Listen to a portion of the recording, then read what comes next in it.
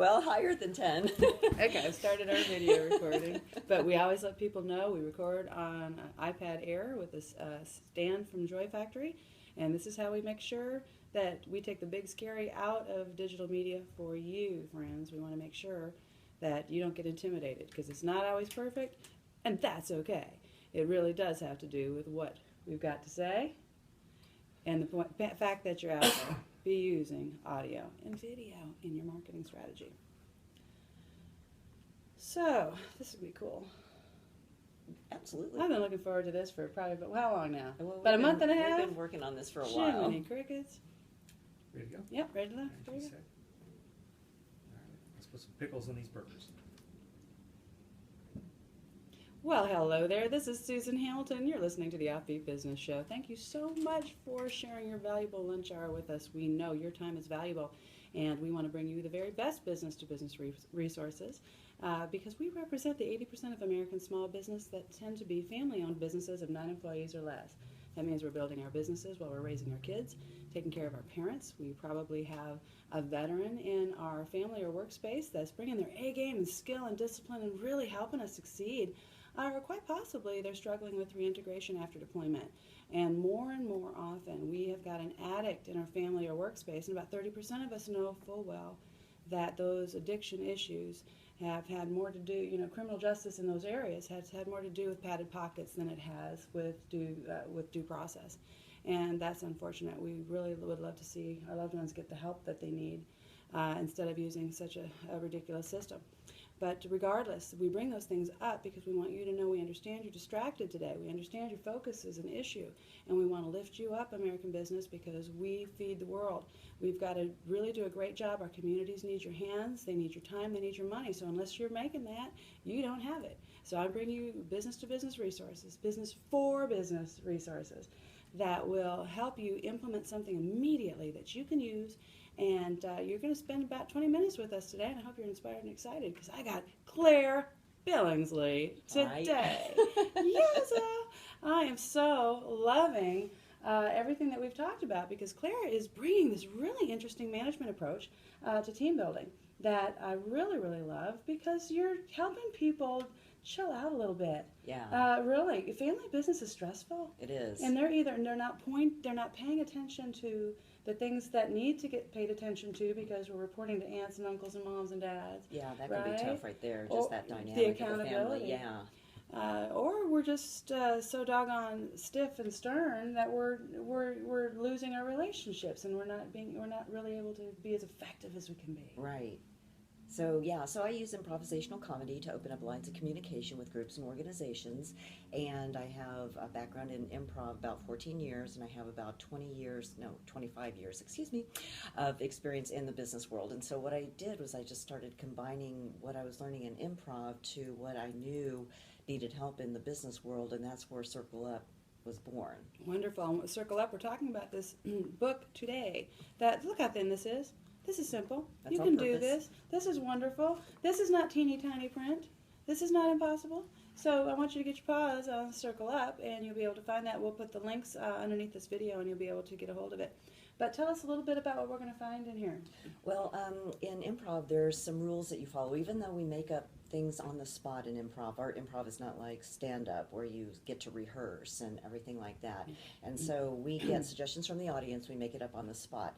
But for us to be able to do that and not tank the scene, we really need to have a foundation, kind of like a mission statement of a business and value statements. And so what we do is we follow these kind of rules, and what these allow us to do is to trust each other on stage so we know that we have each other's backs. So if you say a line, then I know that it's going to be okay for me to follow with whatever I say, and you are going to accept it, because we are never allowed to say no. It's always yes and, which is the foundational skill of all improv. That and trust. So I can trust you. I can look in your eyes if I'm stuck with something, and I know that you're going to help me out. And so I started thinking about, gosh, wouldn't it be awesome if like businesses did this, and it was okay for us to mess up, because every mess up was actually a gift, which it is in improv. Yeah, and well, it is in business, because if we are not going to succeed until we failed at something, you don't automatically go into anything and knock it out of the ballpark. You're going to have to screw it up a few times to go back and adjust. That's what winning is. Right, and you use the analogy of baseball. I mean, baseball people are actually really successful if they win a third of the time, if you look at their Right, batting right. averages. So, it is all about, learning and reposturing and restructuring. And what I do is just really help people look through things through a different filter. We are always thinking about, okay, profitability and, what can we do to make our stakeholders happy? Well, what does it mean when we're making our stakeholders happy, but the people that are working for us are not? How productive are we going to be? How much are we going to bring to the bottom line? And how much do you risk? Now, we see this in corporate America on a regular basis. When they make those mistakes and they screw that up, the employee suffers. Absolutely. All of a sudden, the loyalty is, which we are already seeing a great, chipping away at any loyalty there is with a company anymore. It's, you breathe and you're in the next, you're out looking for somewhere else. Right. But, you want to really keep that team as long as you can, because the longer they're with you, that experience is valuable. Absolutely, and turnover is expensive. It Yeah, takes yeah. about $40,000 to retrain just a mid-level person, and about 6 months to a year for them to really understand what their job is. Well, look at all the business you're losing, and perhaps loyalty of your customers because they were, involved with that other person. And so if you can keep people, keep them happy, and help them, maintain that, like you said, the loyalty, like Southwest Airlines, they have people that stay there for years and years and years. Yeah, they've got a pretty good reputation Yeah. for that. Yeah. And they, and it's because they reinvest in their people. They make sure that they feel like they mean something to the company. Now, that's important for you to hear, friends, even though I know that may not be your personal experience. Your experience really, more than likely, is that you'd like to learn how to communicate more effectively and add some levity, because we can love each other while we learn, while we Sure. have accountability. We don't have to be complete jerks about it. Right. There are ways that anytime that you improve your communication, you just up-level everything you do in business. It's the hardest thing we master. Yeah. And in improv, it's also about give and take. It's about letting you speak and then letting me speak, and actually listening, being fully present, watching and concentrating what's going on. Oh, wow. I'm Which- going to so make her camp there a minute. Okay. Holy moly. Let's You put a mean, stick in the ground. oh my goodness.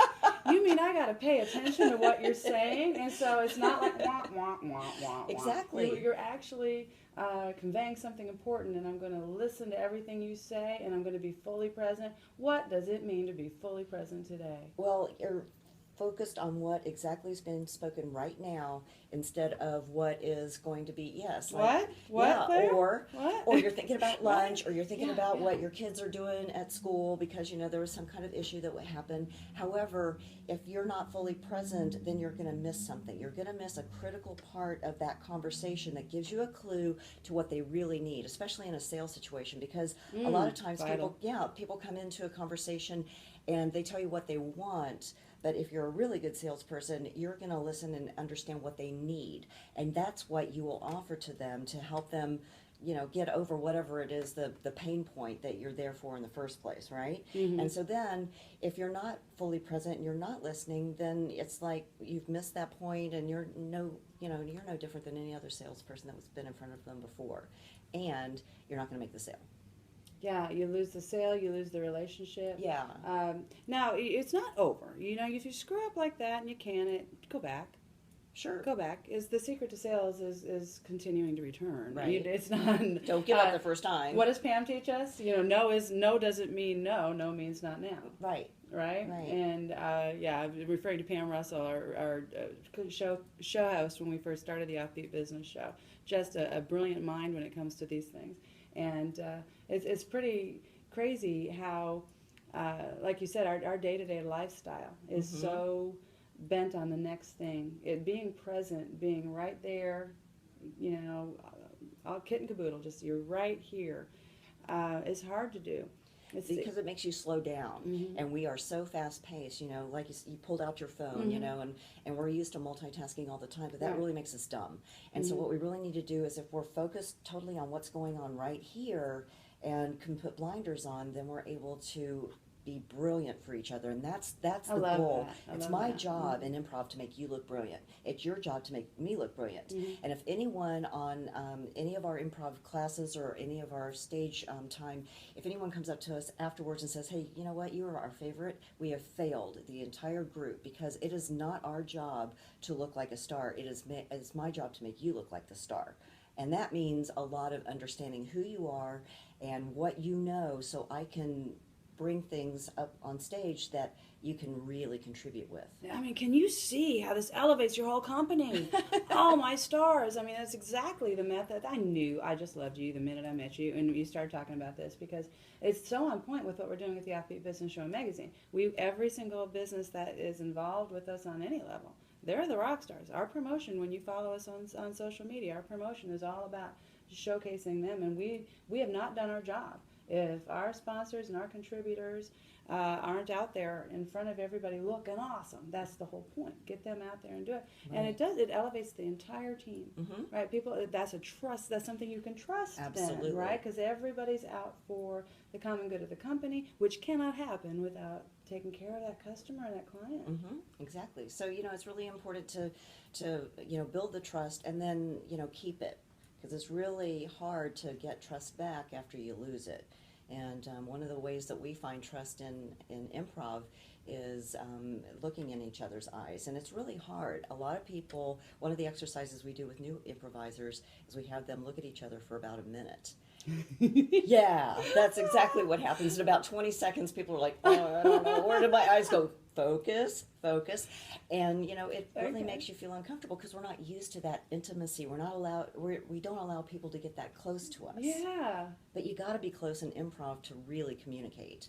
And when you think about it in a business space, we're not getting all intimate or whatever, but what we're doing is we are building those relationships. Well, kind of we are, Claire. A lot of times we are mom and pop businesses. Well, that's true. And it's hard to, like we just over our February content, we addressed that. How do you even have a relationship when you're working together all the time? There is a level of intimacy that ebbs and flows that you really have to be conscious to be able to have and just be able to stop, because you're working together, and then at one point you hope you're going to leave and go dancing, right? And hopefully enjoy this person when they may have annoyed you all day long, right? How do you do that? Or made a decision that you wouldn't have agreed with at the same time. It actually worked in the benefit of the company. The odds are really good. That tends to be what happens if we'll just chill out and allow somebody else's perspective to come in and take ego and just put it over here a little bit. We'll see some big progress. But that's interesting. It makes me wonder, though, when I hear you say that, how interesting that would be if our mom and pop businesses were just, as a matter of fact, when my husband gets back in from out of town, we're going to practice it. Because I think this will be too fun to just sit there and look at each other's eyes and just see how long you can even do that. Because without starting to laugh, I think that is a wise challenge. I think fun on top of it. Why not? Those are interesting techniques, because we just got to learn how to communicate better and friendlier, right?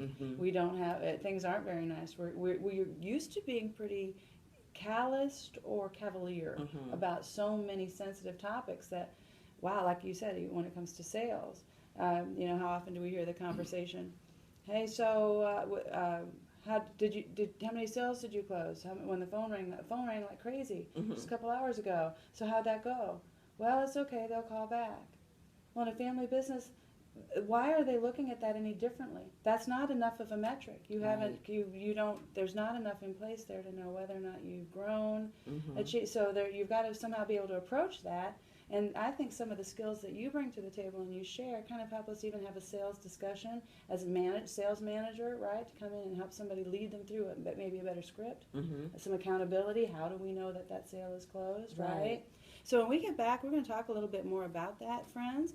Thank you so much for sharing your valuable lunch hour with us. I hope you're enjoying Claire Billingsley as much as I am. This is Susan Hamilton. You're listening to the OffBeat Business Show. Listen to a few of our sponsors. We'll be right back. Beautiful. Levels are good. Everybody sounds good. Yay. What's segment 2? You just going to pick up? Yep. Okay. Are we clear and cough? Yeah, no, clear and cough, drink water. Where's the applause sign? I haven't seen golf yet. Oops, when I do this. Oh, you just applause whenever you get the urge hits you. If we nail it, you applause. Yeah. Here's like the golf bat. Uh-huh. But then I can't hear you. I know. If we're going to have a studio audience, we might as well let everybody know.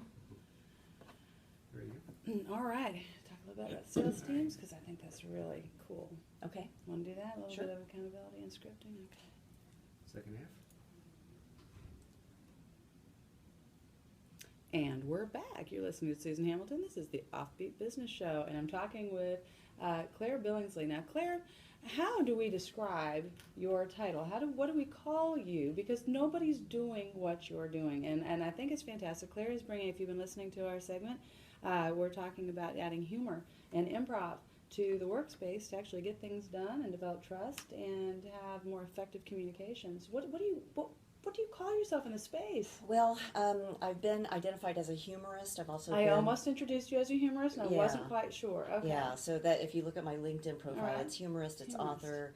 I'm an edutainer Edutainer. because I educate and entertain because it's important for all the senses to be involved, and I improvise in all of my classes. So anytime you take a class from me, there's going to be some improvisational comedy techniques that are interspersed to help all the senses remember and retain the information. Okay, so we learned in our first segment how important it is to be present, Mhm. to pay attention and be full in, Right. and how to trust each other, right? And now you're going to teach us how to retain information. I think she's golden. I think she's golden. You're nailing the points and the problems that we're having. Yeah, so how does comedy help us retain? Well, because it gets all of your senses involved. I can give you an example. I did a seminar with Frito-Lay, and we had line managers along with CFOs, CEOs, all in the same class. And at the beginning, they kind of drifted to, their little core groups and things like that, but we divided them up, and we started doing some little training things for the class. And it was really interesting because the CFOs and the line managers were all starting at the same place. It was like nobody knew how to do improv. And so it brought all of those barriers down, and the CFOs started to realize that the line managers were pretty brilliant, and the line managers were starting to realize that the CFOs were approachable. And so by the end of the Nailed it. class, everybody, was working together as one cohesive team.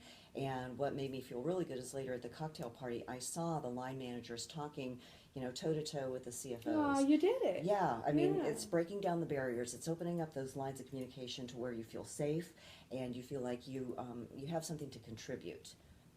I think that's so important because as we grow our businesses, we have to be willing to put ourselves in that executive level, right? Because we see those corporations and they've got their structure in place, but largely for the 80% of American small business, we don't really have the corporate structure laid out in a management style Right. that's effective. We're all wearing different hats. We all understand we have different tasks, but there's when you decide to move yourself into that executive level so you can manage at that level. Right. You've got to be able to communicate well with your teams, to keep them encouraged, to keep them excited so that they're all producing their best, and maintain an approachability when sometimes you got to be a tough one. Right. That's not so easy, but it's nice to know that there's this other technique. And once again, I want to mention, friends, circle up. What is share your website with our audience so that they know where to find us. It's billingsleyconsultinggroup.com. You want to spell that? Sure. BILLINGSLEY consultinggroup.com. Wonderful, and it's a nice thin book, and easy stuff. There's workspace in here as well, and just golden to understand that how you can use some of these techniques for yourself, friends. This is really, really great, especially now. I want to spend a few moments, if you don't mind. I'm talking a little bit about how this relates to managing our sales teams and becoming an effective sales leader. Well, one of the techniques in Chapter 6 is all about yes and, Okay. and we talked about that in the first segment where we never say no. And one of the things that we want to do with our team is to help them understand that it is safe to come to the manager with anything and have the manager be open and not shut them down before they even get their information out of their mouth, okay? Another technique is 10 things. In new improvisers, we teach them to look at a suggestion. Let's say that your suggestion is turtle. And we teach them to think of 10 different things that might work with that suggestion turtle. So the first thing that I always hear is green, water, shell. But see, as we get a little bit more to the 10th thing, then we start getting turtleneck, turtle wax, turtle candies. And so what it does, it trains your salespeople to think on their feet to where they can think of 10 different angles to handle the same situation depending on what they've actually heard rather than thinking about the next thing that they're going to say. And so with the combination of yes and the 10 things, they come in with a really open-minded approach as well as a lot of thought process that's gone into the conversation before they actually get in front of the client. So those two things right there open up a lot of conversation opportunities for a salesperson and for the sales manager, because if you're saying yes and listening, then you're developing that rapport that you're talking about earlier to where people feel safe to go in and problem solve if they don't get the sale, instead of being intimidated by saying, oh my God, I didn't get the sale, and be scared that they're going to get in trouble. Okay, great. Let's talk about what other things could you have thought about to help in that conversation? Can you go back and bring those to the table in your second conversation with them? Man, that's important. That's so important, because it also helps that sales manager, because in the absence of this approach, in the absence of this communication, the sales manager has no idea why his team's not producing. They don't know. And Exactly. what if those challenges are new? What if there's a new scenario out there that he needs to know so he can continue to, because that can be his research material. He can do the training on that. She can. Right? However that goes. But the knowledge is out there. But that communication is key to really closing that sale. Yeah, maybe there's a new competitor out there. Maybe there's a new product that just got launched and the Which sales happens manager all the doesn't time. know about. Okay, well, if there are people that are out on the beat, the feet on the street, if they're bringing that information back, then yay, we could put a new strategy together. But if they don't have that communication, they'll just information hoard, and no one gets to, the value of that information that they're bringing in. It just sticks in their head. And, if you're setting your company up for growth, your sales manager reports to somebody. That they need to have somebody that they're reporting to as well, and that all that is just is pretty important data. Absolutely. Yeah. So how often do you think that it's a good idea for the size business that we're talking about here to really be mindful about sales training, and should it incorporate everyone in the company? As far as the timeline goes, I would recommend no shorter than one time a quarter. Being a trainer, I would like to do it like once a week or once a month. I was going to say, in my mind's eye, I think Yeah. once a week is good review, especially if you've never incorporated this into your company Absolutely. before. Then you kind of need an accelerated instant approach. Yeah, because that also helps with the retention. I just know that some businesses, they get really freaked out. It's like, oh my God, I got to spend that much time on training. I know. But the longer you please do it. train, the more you train, the higher your retention is, the more understanding people have, the more people see that you really care about them to where they are going to be loyal to you. And the more effective the whole system is. Yeah. Because we need to be making money. We got needs to meet in this community. Exactly. We got things to do. And you can find ways to make training fun to where it's not just about the subject matter, but it's also about the people, to where they're actually learning more about each other in a team building kind of atmosphere, as well as learning information. So when they leave, it's like, okay, well, I got Susan's back because I know that she's got this client. Well, I had this client, a couple of years ago that was similar. Let me go help her. So it starts building more than just, the sales manager and the salesperson one-on-one team, but the team together starts working and problem solving. That's good, because where you've got, how does it go? An abundance of counselors, there's victory and safety, right? And you want to have counselors that are like in the right area. Yeah. But that is, and I think so many people don't realize how many of their team members are in sales. Well, everyone's in sales. Everyone's in sales.